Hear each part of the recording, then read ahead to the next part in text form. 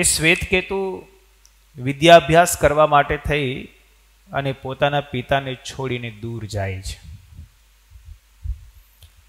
અને 10 વર્ષ સુધી વિદ્યાભ્યાસ કરીને પાછા આવે છે. એટલે ઉદાલક ઋષિને પ્રણામ કરે પોતાના પિતાને. એટલે શ્વેતકેતુને ઉદાલક મુનિ પ્રશ્ન પૂછે છે, તું કોઈ એવી વસ્તુને શીખો છો કે જે એક વસ્તુને જાણવાથી કે શીખવાથી બીજી બધી જ વસ્તુ શીખાઈ જાય, જણાઈ જાય? એટલે શ્વેતકેતુ મનમાં વિચાર કરવા લાગ્યો, એવી તે કઈ વસ્તુ છે કે જે એક જ વસ્તુને જાણીએ તો બીજી બધી જ વસ્તુ જણાઈ જાય? કારણ કે આ જગતની અંદર તો બધી જ વસ્તુ ભિન્ન ભિન્ન પ્રકારની છે. બધી જ વસ્તુઓના આકાર, બધાનું સ્વરૂપ બધું અલગ અલગ છે. તો એક જ વસ્તુને જાણવાથી બીજી બધી જ વસ્તુ જણાઈ જાય એવું તો કોઈ વસ્તુ હોતી નથી. આ જગતમાં તો અનેક પ્રકારના પદાર્થો છે. તો પછી આ કેવી રીતે શક્ય બને?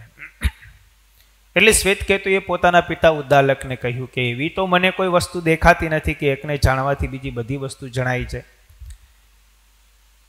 ત્યારે ઉદાલક મુનિ કહે છે, તો હજી તારું જ્ઞાન તો અધૂરું છે. તું એમ કહે છે કે હું સંપૂર્ણ વિદ્યા અધ્યયન કરીને પરિપૂર્ણ થયો છું. જો પરિપૂર્ણ થયો હોય તો તને તો મારા પ્રશ્નનો ઉત્તર પણ હજી આવડતો નથી. માટે તું એવી એક વસ્તુને શીખી આવ કે જેને એકને જાણવાથી બીજી બધી વસ્તુ જણાઈ જાય.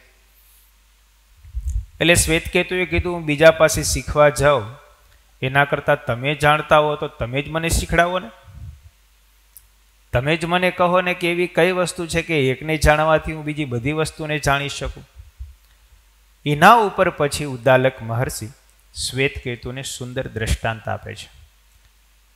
માટી હોય અને માટીમાંથી કુંભાર હોય તે ઘડો બનાવે, સકોરું બનાવે, તાવડી બનાવે, કોળિયું બનાવે, વિવિધ પ્રકારના પાત્રો બનાવે. એ બધા જ પાત્રના સ્વરૂપો અલગ અલગ છે. એક સ્વરૂપ એક પણ પાત્રનું નથી. પણ તમે એક માટીને જાણી લ્યો તો માટીમાંથી સર્જન થયેલા બધા જ પાત્રોને તમે જાણેલા કહેવાય કે ના કહેવાય?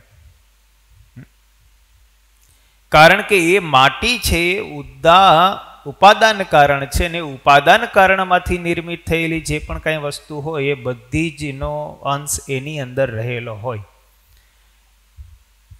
એટલે તમે એક માટીને જાણી લો તો માટીમાંથી નિર્મિત થયેલા બધા જ પદાર્થો જણાઈ જાય છે. એવી જ રીતે સુવર્ણનું દૃષ્ટાંત આપ્યું. સોનાનો હાર હોય, ચેન હોય, વીંટી હોય, કડા હોય, બાજુબંધ હોય, પગના ઝાંઝર હોય, એ બધી જ વસ્તુના આકાર સ્વરૂપ અલગ અલગ છે. પણ એક તમે સુવર્ણને જાણી લ્યો તો એ બીજી બધી જ વસ્તુ સુવર્ણમાંથી જેટલી નિર્મિત થયેલી છે બધી વસ્તુનું જ્ઞાત થાય. એવી જ રીતે લોઢામાંથી જેટલા ઓજારો બને છે, એ પાવડો હોય, ત્રિકમ હોય, કોદારી હોય, તગારું હોય, ગમે તે હોય, પણ એક તમે લોહના સ્વરૂપને જાણી લ્યો તો એમાંથી નિર્મિત થયેલા બીજા બધા જ પદાર્થોના સ્વરૂપો જણાઈ જાય છે. એવી જ રીતે આ જગત છે તે પરમાત્મામાંથી નિર્મિત થયેલું છે. એક ભગવાનને તમે જાણી લ્યો તો આ સંપૂર્ણ જગત છે તે જાણેલું કહેવાય. ભલે આ જગતની અંદર વિવિધ પ્રકારના પદાર્થો અલગ અલગ છે, પણ એ બધાની ઉત્પત્તિ અને બધાના કારણ સ્વરૂપે કરીને, સ્વભાવે કરીને ભિન્ન ભિન્ન હોવા છતાં પણ એની અંદર રહેલું અંતર્યામી સ્વરૂપ પરમાત્મા સર્વત્ર એકપણે રહેલું છે અને એના નિયંત્રણથી જ બધાનું નિયંત્રણ થઈ શકે છે, થાય છે અને થઈ રહ્યું છે, થવાનું પણ છે. તો પછી એક પરમાત્માને જાણી લેવાથી બીજા બધાને જાણી લીધેલા કહેવાય ને કહેવાય. છેલ્લે રાખજો ને વસંતભાઈ, લાસ્ટ. એટલે બધાને જાણી લીધેલા કહેવાય. એમ પરમાત્માનું જે સ્વરૂપ છે એ જેવું છે એવું યથાર્થ જણાઈ જાય તો બધું જ જાણેલું કહેવાય. એ રીતે અહીંયા ઉદાલક મહર્ષિએ પોતાના પુત્ર શ્વેતકેતુને જ્ઞાન આપ્યું કે એક પરમાત્મા એવા છે કે પરમાત્માના સ્વરૂપને તમે યથાર્થ જાણી લો તો બીજું બધું જણાયેલું કહેવાય. એ ઉદાલકના પુત્ર શ્વેતકેતુ એ સમગ્ર પૃથ્વીની અંદર મંત્રશાસ્ત્રમાં પારંગત માનવામાં આવતા હતા.